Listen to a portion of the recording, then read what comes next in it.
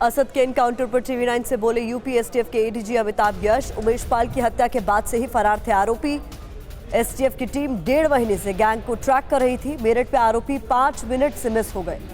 अखलाक के घर में सीसीटीवी था जिससे अहम सुराग मिले और उसके बाद इन्हें ट्रैक किया गया।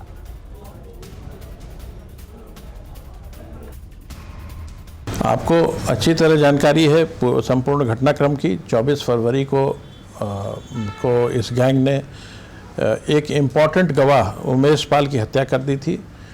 उमेश पाल को उत्तर प्रदेश पुलिस ने सुरक्षा दे रखी थी। 2 कांस्टेबल्स उनके साथ ऑटोमेटिक सोफिस्टिकेटेड वेपन्स के साथ लगाए गए थे। इसके बावजूद इस गैंग ने इतनी हिम्मत दिखाई और एक बहुत ही नृशंस ऑपरेशन को एग्जीक्यूट किया, जिसमें इन्होंने 2 पुलिसकर्मियों की हत्या की, साथ में गवाह की हत्या की।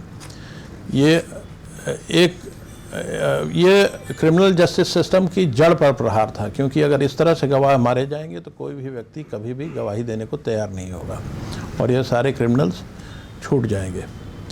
हमारे लिए एक बड़ा चैलेंज था, स्पेशली इसके जो सीसीटीवी फुटेजेस थे वो सभी मीडिया द्वारा पूरे देश में दिखाए गए, पूरी दुनिया में दिखाए गए और उससे भी वहाँ जनता में एक खौफ पैदा हुआ और ये ज़रूरी था कि इन सभी अपराधियों को कानून के दायरे में लाकर उस खौफ को समाप्त किया जाए। एसटीएफ अपनी पूरी ताकत से लगी हुई थी। सारी एसटीएफ की टीमें पिछले 1.5 महीने से इस गैंग को ट्रैक डाउन करने की कोशिश कर रही हैं। कई बार नियर मिसेज हुए। मेरठ में हम लोगों ने एक ग्रुप को ट्रैक डाउन किया था, लेकिन वी मिस देम, 5 मिनट से मिस हो गए। लेकिन वहाँ भी बहुत ही इम्पोर्टेंट सबूत मिले अतीक के बहनोई अखलाक के ख़िलाफ़। अखलाक के घर के सीसीटीवी फुटेज में ही पूरी घटना कैद थी। इसके अलावा दिल्ली में भी इन दोनों अपराधियों को जो असद और गुलाम के रहने की सूचना मिली थी, लेकिन हमारे वहाँ पहुँचने के पहले ये दोनों वहाँ से फरार हो चुके थे। फिर अन्य स्टेट्स में भी जानकारी प्राप्त हुई।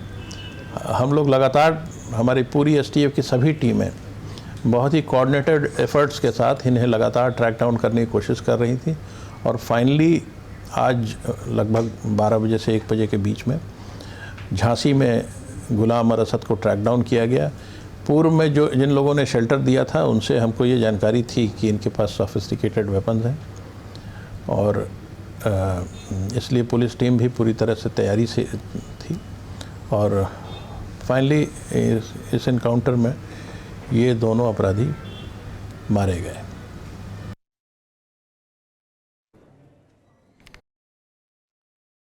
ये कोई ना कोई इंसिडेंट क्रिएट करने की कोशिश कर रहे थे, ऐसी जानकारी हम लोगों को थी। ये पॉसिबल है कि ये छुड़ाने की कोशिश करते अथवा फायरिंग करके पुलिसकर्मियों को पर प्रहार करते अथवा ऐसे ग्राउंड्स क्रिएट करते जिससे कि पुलिस को अतीक का और उसके भाई का पुलिस के रिमांड ना मिल सके, जिससे इनके खिलाफ़ जो इम्पोर्टेंट एविडेंसेस हैं वो ना जुटाए जा सकें। क्यों ट्राई कर रहे थे ये तो जानकारी नहीं है, लेकिन कुछ इनका प्रयास ज़रूर था। नहीं, वो कम्प्लीटली र्यूमर्स हैं, क्योंकि अगर हमें कोई भी सफलता मिली होती तो हम आपको, जैसे इस घटना के बारे में अवगत करा रहे हैं, वो भी हम आपको अवगत कराते। गुड्डू मुस्लिम के बारे में जैसा मैंने बताया कि हमने मेरठ में उसको ट्रैक डाउन किया था, लेकिन हम उसको मिस कर गए थे। दोबारा उसकी कई जगह लोकेशंस भी मिली, लेकिन हम हर बार मिस कर गए। लेकिन हमें सफलता ज़रूर मिलेगी, क्योंकि हम लगातार कोशिश कर रहे हैं।